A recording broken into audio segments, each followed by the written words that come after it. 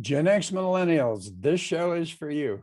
I'm really excited to have a young lady on the show whose whole purpose is to reach out to our Gen X and Millennial people and really help you to get into an entirely different mindset of success and happiness in your lives.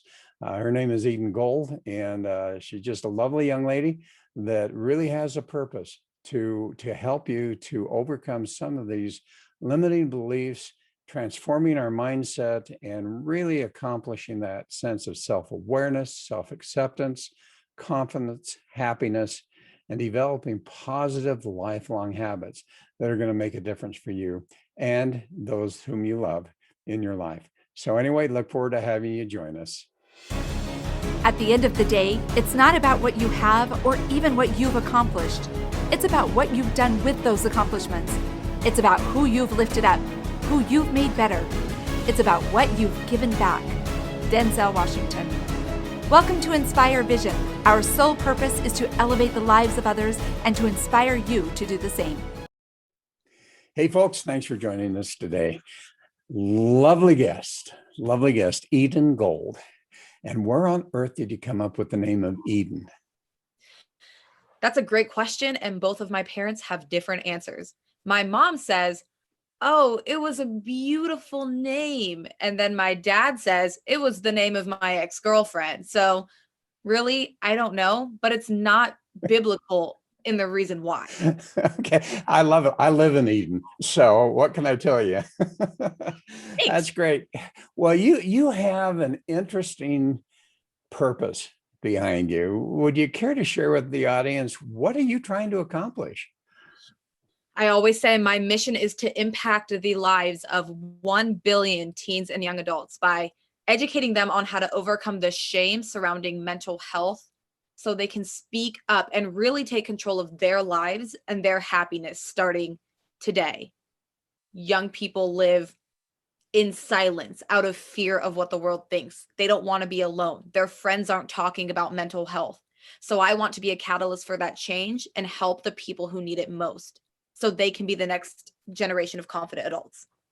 Well, and what happens, I think, so many times is we find our purpose based on many times our life experiences. And you've got some good stories about yourself. Do you care sharing that with the audience? What really moved you into this direction? Because I know that was not probably originally the direction you were going. No, I wanted to be a vet. And then in college, I took some vet tech classes and I'm like, man, I'm really bad at this. I'm really bad at this whole school thing. But what really propelled me into wanting to work with kids is I was severely bulimic for 6 years. My story is in my eating disorder, although there was many other components to it. During my recovery from my eating disorder, after I hit what I'd consider to be my version of rock bottom, shortly after my house burned down in a wildfire in 2017, I knew something needed to change. And I got my license as a health coach from the Institute for Integrative Nutrition. It really helped me heal my relationship with food and my struggles with body image. And then along the way, it became more about mental health as opposed to physical health. And I was in Australia and someone in 2018, and someone in Australia, they said, "Have you ever thought about bringing this into schools? Have you ever thought about teaching young people this?" And I'm like, to be quite honest with you, no, I didn't. But ever since that point, I have not let the idea go. And I knew that there was a huge mental component to the physical destruction I was doing. And a lot of us can relate to that. So I wanted to help them. So bulimia and the initial things, what occurred in your life that moved you in that direction? And I think it's important for our young people and for our whole audience to understand that oftentimes experiences that we have as young people can directly have an effect on our life experiences to some degree. Right. And unfortunately, we don't know what the cause of eating disorders are, but we can assume what could have led up to it. So it could have started when I was 10, because at least setting the foundation or planting the seed. Because when I was 10, my father went to prison on a life sentence without parole. It was my first experience with heartbreak as a young child. And me and my family were devastated. to say the least, right? But as you do when you're young and you're just living, you just get through these things. I always tell people, like, the things that you would never want to do again. How did you get through it? You just did somehow. But I think it planted a seed for insecurities and me blaming myself for the reason why he was gone. So I eventually started to hate myself, and this caused me to be a huge people pleaser, doing anything anyone would have wanted, just wanting so desperately to make friends, to be a part of something. I was a chunky kid too, so I was judged for that and bullied for that. And ultimately, having such a strong desire to fit in led me to going to a party one night where I was sexually assaulted. And that was my first experience with sex. And what I didn't know then, but what I know now, is when we grow up, our bodies inherently are supposed to be there for us. We expect our bodies to protect us from a biological standpoint. But in times of, sexual assault, molestation, things like that, our bodies aren't there for us. They let us down. We feel helpless. So because of that, we can subconsciously form these antagonistic relationships with our body and go on to hating ourselves. Not to get super nerdy, but I do think they all contributed to me being so desperate to lose weight, to be beautiful, because I hated who I was. And so you moved into the bulimic situation. Yeah. Yeah. And I didn't have a word for it at the time. Because, again, young people don't talk about this stuff. I didn't know what an eating disorder was, let alone the fact that I had one. I knew I had a lot of problems. But it wasn't until my journey to recovery that I realized, oh, wait, there's a name for this? There's a name for what I'm going through? That's kind of messed up a little bit, but that's pretty much how it played out. Wow. Well, so you talked about the fact that, initially you were looking at eating disorders and all of that, and then you've kind of moved into the mental health arena. And, that I think is a huge arena. I mean, when we talk about mental health, particularly among our young people, there are so many ways in which that can be exhibited for them, whether it be eating disorders, whether it be anxiety disorders and stress and those type of things, whether they may be acting out in different ways. How do you take all of those things and really focus in an area that can help them, whatever it happens to be, to literally be able to escape those type of situations in their lives and actually come out winning and ahead? That's a great question, and one that I've never been asked before. But you don't have to be everything to everyone.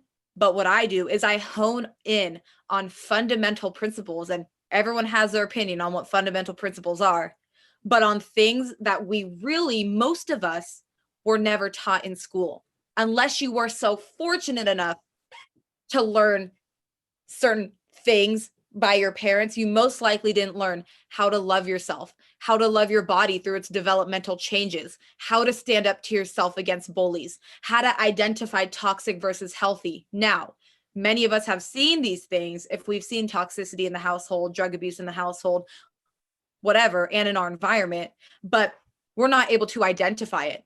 And most schools don't teach you how to identify it. So where I come in is I teach these fundamental skills that are important for anyone to know moving forward. How do you recognize, for example, that when somebody bullies you, it's not about you. It's a direct reflection on their insecurities. I would never have known that. It wasn't until years later that I learned that hurt people hurt people. When someone's mean to me, they are projecting their emotions onto me. So I don't have to speak to anxiety, depression, like suicidal, people with suicidal thoughts as a whole. But in addressing these fundamental things, people can apply it to their life in whatever way that means for them. All right. So these fundamental things, obviously, hurt people hurt people. And I think that we all understand that. But when you talk about mindset, when you talk about self-acceptance, when you talk about self-awareness, that isn't easy. That isn't easy, number one, to even understand, but then number two, to be aware enough that you actually realize that what you're experiencing in your life that you don't want to be experiencing really, you talk about hurt people. I think sometimes I've talked about this in some of the courses I've done, is that when we're looking at the experiences we're having and we don't like them and we want to blame someone, and this is kind of tough to say, but what you need to do is just take a mirror and hold it up in front of you and realize that, you know what, whether we like it or not, we are literally the ones that are experiencing these experiences because of mindset, because of limiting beliefs, because of imprints, because of all of those things, which means that we also have the power and the ability to experience an entirely different type of life. But how do you help these young people? It's easy to teach them that, hurt people. But how do you help them to really understand that they are the ones that can control and take power over their own lives, and begin to understand what those subtleties are that have to do with those imprints and those limiting beliefs and those past experiences that literally are creating their experience in life, their perception of what's going on in life, when in fact someone else may be looking at the exact same events and have a different perception. Right. And what a beautiful topic to touch on that can go in so many different directions. The basic example I give is a teenager wakes up, she's in a bad mood, she's grumpy, like something happens, and then she goes to school upset, she's not in a good mood, doesn't want to focus in class, then she drops the pencil and she cries. It's a ripple effect. It all starts somewhere, but then it trickles on and on and on and on. Likely, if you are upset about something, you're not upset about this thing. You're upset because it's a triggering moment of something that happened before, and you are triggered again because this negative emotion from the initial attack or the initial problem was not effectively dealt with. So that energy sits inside of you. And it all comes down to self-awareness. One thing I talk about a lot, which gets a little nerdy too, is the law of conservation of energy. It states that energy can neither be created or destroyed. It can only be transferred or transformed. So while we think that when something bad happens to us, we can be like, whatever, doesn't even matter. I don't have to worry about it. That energy, in fact, does not go away and you're fine. It sits inside of you and it plants a seed, and it will grow and grow until trigger, right? So it comes down to identifying these negative emotions. And one practice that I give to people to help them start to identify that you are probably, definitely a part of the problem to some degree or another is start to ask yourself, or first start to recognize when these negative emotions are coming up. We often do this so subconsciously, we're not even aware of all of the negative thoughts that we're having, which, by the way, 80% of your thoughts are negative that you have in a given day. So first you have to become aware of them and think, oh, wow, I guess I was being really negative when I looked at my body in the mirror. Okay, write it down. Write down when you felt that. What were you feeling? What was this voice saying? What actions led up to me feeling that way? And I recommend anybody to write down these questions and physically answer them. I know you might think it's lame or why would I even do that? But you will reap the benefits of being an entirely different person if you do.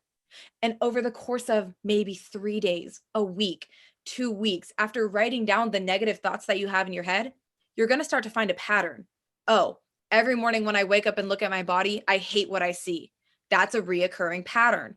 Then you can tackle the issue of body image. And I know I'm using that a lot as an example because a lot of young women struggle with body image. But it can be anything. If you're a woman who comes home after, or a man who comes home after a long day of work and you just, you start pigging out on food and then you're all upset and you fall asleep on the couch, you might come to find that the pattern is that work stresses you out so much to the point where you come home and you're just like, screw it, I'm just going to do all of this. But you wouldn't know that unless you became aware of those patterns. So once you become aware of them, then you have the real problem. And then you can tackle the real problem with stress reducing practices, changes to your daily routine so that the first thing you do in the morning is not staring at your body, so on and so forth, if that makes sense. Well, that does. And that's easily said, but it's not necessarily easily done. And, I think as we are experiencing life in general, so often we don't even realize we can be upset, we can be angry. I mean, we see this a lot right now where there's a lot of anger out there, a lot of people that are upset with whatever is happening. And yet, how does one finally come to terms with the fact that, you know what, I really am not enjoying the life that I'm experiencing? Yeah. Does that become maybe the first trigger or the first level of self-awareness to just say, you know what, I don't like this outcome? I think we all have our versions of what we would consider to be this is enough or something needs to change. Maybe we know it, but it's not always conscious until we get to a point where it is. And at that point, as hard of a pill as it is to swallow, I believe that everybody needs somebody. The first thing we should do is surround ourselves in a community that can lift us up when we can't.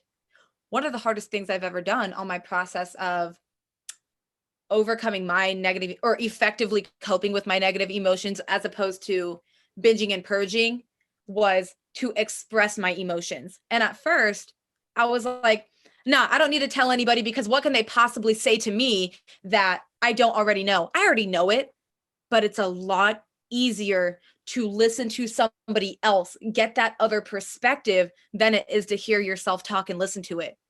So when I talk to people who are depressed or sad or unhappy, those are very selfish feelings. Sadness, depression, it makes you feel small. It makes you want to curl up into a ball and in the corner.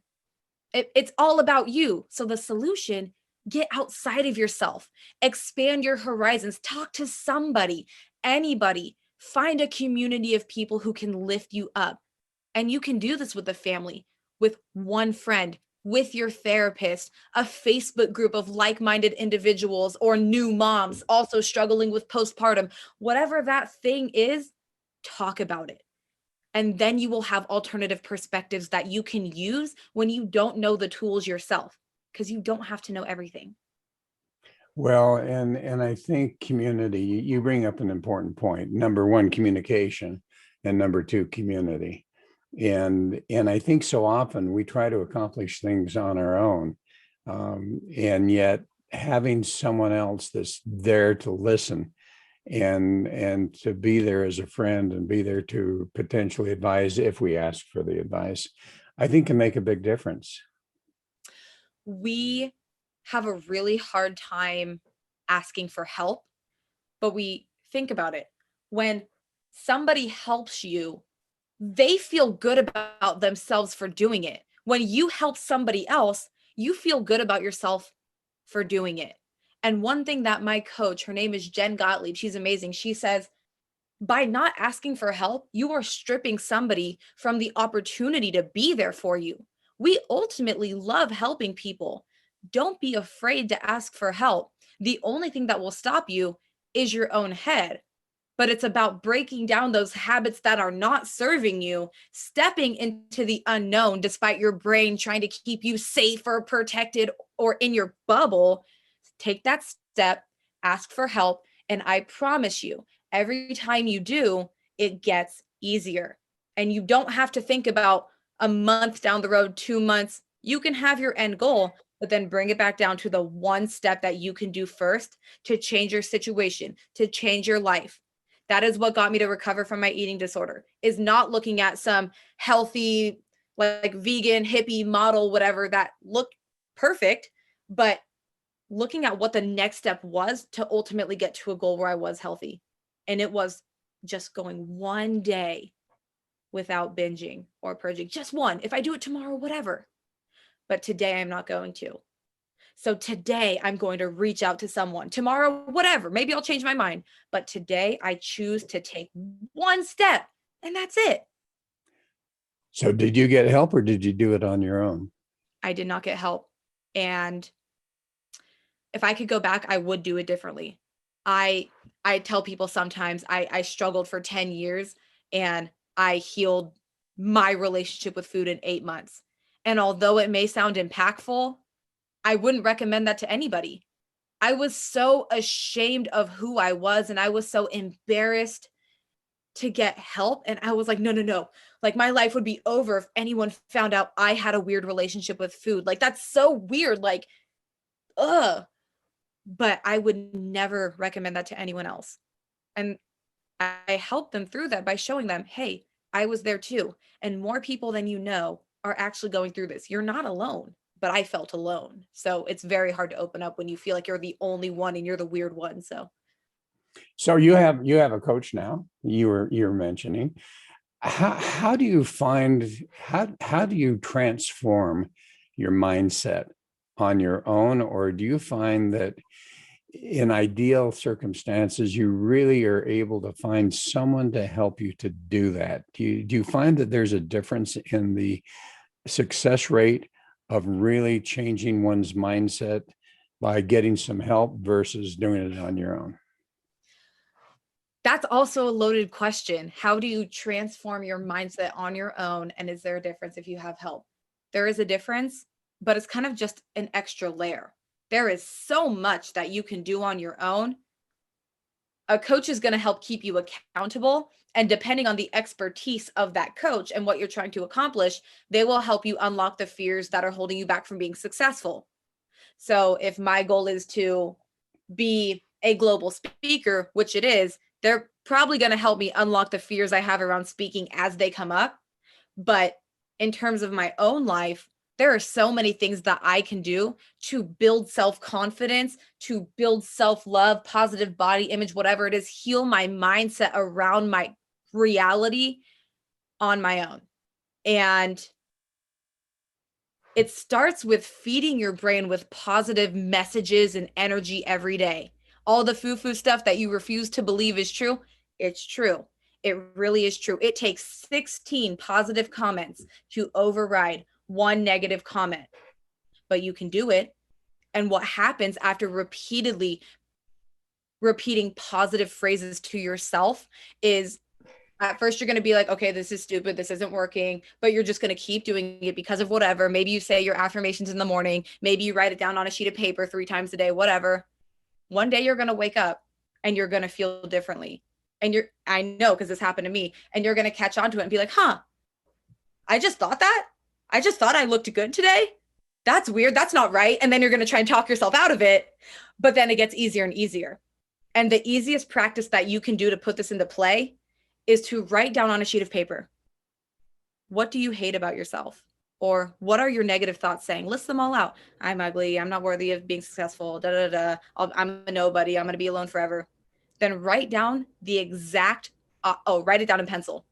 And then on top of it, write down in a red pen the exact opposite. I'm beautiful. I'm worthy of love. I'm worthy of abundance, whatever. Then you erase the pencil underneath. There you go. You have your own sheet of customized affirmations that counteract the negative beliefs that you once had to help you reprogram your subconscious mind into believing that you are worthy, more worthy than so much more than you think. Okay, so you're talking about affirmations, you're talking about dream boards, you're talking about the secret, and yet, is that all we have to do, or do we? Because you mentioned also that we need to take action, and so I'd like for you to share with the audience a little bit about what your perspective is. It's one thing to have affirmations, it's one thing to take those negative thoughts, turn them into positive thoughts. Here's your affirmations that you're saying to yourself. But that doesn't necessarily, at least in my experience, really take care of the situation. What else do they need to do? Yeah, it's not enough. It 100% isn't. It's sort of a cherry on top, because when I had my eating disorder, I stopped binging and I stopped purging, but I started thinking, why do I still hate myself so much? And then I realized through research, there was a huge mindset component to it. And that's where all the self-love, foo-foo stuff comes in. But there's a great deal of action that has to come with it. They have to work in unison. And this is where a coach is amazing, or an accountability partner is amazing, because on your journey to changing your most detrimental habits, or the things that aren't serving you, like I drink too much, I smoke cigarettes and I would like to stop, I do this, I do that, whatever it is, you know what it is for yourself. It's very hard to stop those when they're so normal for your body. Your body's going to do everything in its power to pull you back. So perhaps you need that accountability. You need to know how to set goals and achieve them. So I talk about A to Z goal setting quite often. And we're here at A. We want to get to Z.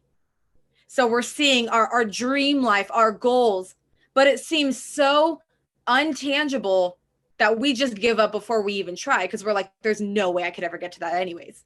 So you can see your goal and that's fine, but then you need to break it back down into chunks. Like I was saying earlier, what is B? What is the next step? Okay, maybe the next step, if your goal is to stop smoking cigarettes, the next step is to identify when you reach for a cigarette.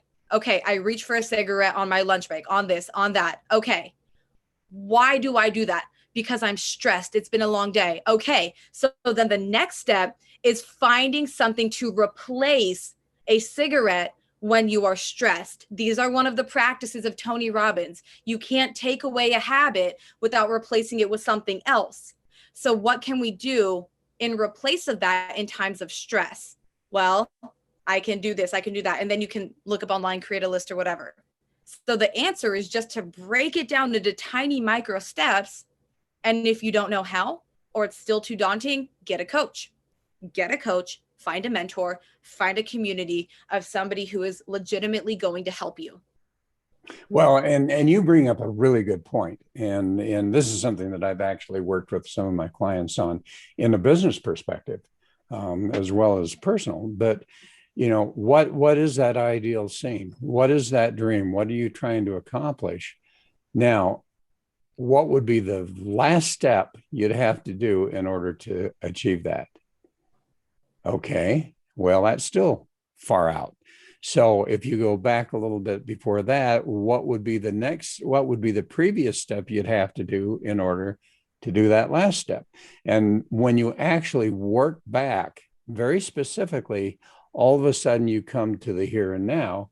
And now you literally, as you say, you have a step-by-step plan on what do I need to do in order to get to the next step, and so on and so forth. And I think a lot of times too, you know, we get real discouraged when we're not achieving that dream. I remember when I was coaching some people and they go, well, you know, I want to be able to do this. There were some real estate agents, and it's like, you know what, I want to be able to, you know, be $1 million person. And it's like, well, let's look at the reality of this. Average first year, you're going to make $20,000. So number one, can you afford to do that and still live? If not, get out of real estate. But if you can, then recognize that your goal is to do that, and it's the first year. So at the end of the first year, and you've only made 20,000, the reality is you look at it from the perspective of, man, I've achieved that goal, and you don't get discouraged. And I think you've hit on a really important point, is to be able to literally work backwards and write down what's the next step. And then you can feel really good about accomplishing that next step. Yeah. And the goal, is it to stop smoking cigarettes in that example before? Maybe, but I would bet to say it's more than that, because there has to be a reason behind why you want to. So when you do reach that goal, which will happen, this is where the belief comes in, so you don't sabotage your progress, which we can talk about in a minute. Then you're off to running that marathon. Then you're off to doing XYZ, that thing. But it starts with stopping smoking, stopping drinking, getting a handle of your anger issues. I believe happiness is a choice. Now, some people might come at me and say, no, some people are chronically depressed. Some people have mental illness. Yes, I understand that. But I believe everybody has a choice to take a step that will get them closer to being happy, even if that step is taking the medication that you have been avoiding to take. We all have a choice at the end of the day, and you can make that choice. Whether you need help or not doesn't matter. You are a powerhouse of a human being for taking action, whether you have the guidance of a coach or not. Well, you mentioned self-sabotage. Let's talk about that for a minute, because how do you prevent yourself from sabotaging? And it's such an unconscious thing that, you can be moving forward and then you do something and you go, wow, I feel so stupid because I did that. And yet that is lying somewhere in that subconscious mind that's creating that self-sabotage. How do you help people to overcome that? Man, that's self-sabotage is crazy because don't we all do it? We all Oh, have, yeah. or we all will again. It's just a part of it. And whatever your belief system is, whatever you believe, you will always act in congruence to that belief. Always. Perfect example. If you were in a relationship, a toxic relationship, which many people have been in, and then you get out of that, and now you're in a relationship with a good person, a good man, a good woman, you might find yourself start thinking to yourself, oh, what's going to go bad? This is too good. Something's bound to go wrong, causing you to sabotage it when nothing's wrong. Because your belief is that men are cheaters, women are cheaters, men are bad, women are bad, or fill in the blank. So it doesn't matter what your reality says if your belief is a certain thing. So we have to change what we believe by identifying the blockages that we have. Like I said, the power of your words they're so powerful. And again, you can use the method of writing down all of the limiting beliefs that you have as you start to digest some of these issues and starting to train your brain that they're not true through the power of your words and daily practices. But you can also do it by not comparing yourself to other people. I believe that there's really nothing that will make you more unhappy in this world than comparing yourself to another person, because you will start to think, well, I'm not doing good enough, as good as blank. I'm not doing as good enough as this person. Oh, I don't have the body of this person, so I am not worthy of being happy. That's a self-sabotaging thought, and it comes as a result of comparing your journey to another person. So then it's an issue of self-comparison. There's a lot going on here. Well, and when you talk about comparing and expectations and that, and I think, as we've seen the research of Facebook and all of these other social medias where people are looking at that, and I've seen the statements so many times, and hopefully most of the time they're in humor. It's like, you know what, I'm comparing myself to this individual over here, but the reality is I have no clue who they are, what they're really going through, what they're experiencing. And oftentimes it's like they're putting on a front of what is making them look good, when the reality is they're going through misery. You are 100% right. And when it comes to self-comparison, we feel self-comparison because we don't feel content with where we are. Another practice of Tony Robbins, or something he has said, is we are unhappy when our standards, our expectations are not meeting our reality. My standard is I should be doing this. My expectation is I should be here. But my reality is I'm right here. So if you're in a fight with your boyfriend or girlfriend, for example, your expectation is love, relationships, like happiness, but your reality is that you're fighting. So there's a disconnect. So it causes discomfort and it causes frustration. And this can be applied to any area of your life.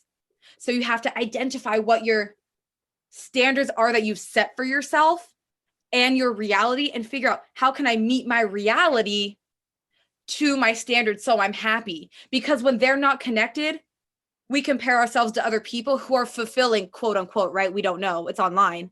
We don't know what their truth is. We're comparing ourselves to people who seem to have it figured out when we are just in emotional turmoil and we don't have it figured out. Well, and you talk about relationships and expectations. How do you overcome that situation? Because I would almost guarantee that expectations are probably one of the greatest foundational causes of upset in relationships. It's really challenging because a lot of it comes down to you experiencing it for yourself and learning along the way. My ex-boyfriend, it ended up being a very toxic relationship. The reason I stayed for so long is because I had a mentor one time that told me, if you can't love him when he's poor, then you shouldn't like love him at all. You shouldn't be with him at all. And so I conditioned my brain to think, oh, it's okay if he doesn't have money because I have to love him for him in spite of what's going on. But the truth is, he didn't get a job. I was paying for all the bills. It lasted for months, but I convinced myself that no, it's okay. I have to love him anyways. But then it got to a point where I mentally could not take the other issues and stuff going on. So I left. And in this relationship that I'm in now, amazing relationship, I'm so happy. I think of the same thing when we get in arguments. If I can't love him for who he is in all of his forms, even when it doesn't fit my expectations, I shouldn't be with him. So when he doesn't do the dishes when I think he should, well, that's my problem. That's not his problem. Of course, if it gets to the point where it's becoming toxic and you just can't handle yourself, you have to have a conversation with your partner and with that person to figure out where the disconnect is and where to have more communication. But if it's something that you're holding on to that is not that important or not that serious, just to fulfill your prophecy of what the relationship should be like, then it's unhealthy and you kind of need to check yourself in that situation. So you live and you learn, but you're right. Communication is key, as hard as it is to communicate, right? We suck at it for some reason, but you got to do it. Well, and that's true. And, how important is it to be able to say, you know what, this is an expectation that I have. Yeah. And being able to communicate that with someone and being able to be transparent enough to say, hey, you know what, I'm frustrated. And the reason I'm frustrated is because, you know what, I actually have this expectation and I own the expectation. Let's talk about it. And all of a sudden, when you get into that type of communication going back and forth, I think it makes a huge difference in those relationships. And most people might think, well, even that form of communication is difficult. For some reason, we have a hard time standing up for ourselves and having hard conversations. So I tell people to reverse engineer the end goal, or rather start small. So if you have a problem standing up for yourself, it's probably in more areas of your life than one. So what I say is start with this. Next time Starbucks gets your order wrong, confidently go in there and say, fix my order. Please fix my order. Because although you might not see the relationship between this scenario and talking to your boyfriend or girlfriend or whatever, you've just proven that you can in fact stand up for yourself. And hopefully finding little ways within your day-to-day life to stand up for yourself, you will find the confidence to talk to your partner. Of course, it should be a given, like, yeah, talk to your partner, but how? Start small. What is a small action step that you can do to stand up for yourself, to talk, to open up, to speak your mind? And then hopefully it gets to a place where you can do that with your partner as well. All right. Well, you're looking to affect 20 billion Gen X and millennials in their lives. How are you going to do it? Well, it's 1 billion, but if I reach 20 billion, then that would be amazing. Okay, 1 billion. We'll go with 1 billion. Through the power of speaking and words and providing young people the tools. I'm working on developing my online program right now called Life After High School, dedicated to helping teens and young adults navigate their early 20s. What I'm working towards is being that global youth speaker and reaching people worldwide. Right now, it's a lot virtual. Right now, it's a lot local, but I can't do it alone. So every day I'm connecting, every day I'm networking, every day I'm trying to provide the value that I can to reach as many people as I can. And I'm stubborn, so I won't stop. I've gotten no's, plenty of no's, but I'm here. And that mission is so big to where I don't have to know the how. I just have to know the why, and the how will come if I keep having conversations with amazing people like you and the other people that I meet. And that's all I know so far. And that's okay. Okay, so there's some folks that would really love your help. How do they get a hold of you? How do they find you and see what you're doing? You know what? Forget the email, forget the, oh, go to my landing page. I want you guys to text me. I want you guys to have my number, shoot me a message, ask me a question. My number is 844-218-2979. I'm looking forward to chatting, and hopefully I can point you in a direction that gets you to where you need to go. Okay, so let's go over that again. And I want you to share what's your website. I think that's important. My website is www.IamEdenGold.com. And if you want to check out the program, we're still in the process of developing it, but Okay. it's lifeafterhighschool.us. And your first course, personal development, instant access, free. All right. And again, your phone number that you're willing to give out to everybody in the world. Yes, ma'am. Yes, sir. Yes, ma'am. 844-218-2979. All right. Thank you so much. You're really passionate about this. I've been labeled as a firecracker, and I see that as a grand compliment. So I've had so much fun talking to you. Thank you for having me on. I'm blessed. Well, and I'm blessed to have you on the show. I really appreciate it. And your message, I think, is really important. And I love the fact that you're focusing on that age group. And because I think foundationally, if you can change and help them to become healthier in every way at that age, it's going to go with them the rest of their lives. Whereas you get somebody my age, all of a sudden you're having to backtrack and do all that kind of stuff. So it makes it a bit tough. So Eden, thanks so much for being on the show. Really appreciate your message, and look forward to having you on the show again in the future. Anytime, anything I can do for you, you just let me know. I appreciate it. And folks, thanks for listening. Hope you enjoyed it. I think you did. And we look forward to having you join us again soon.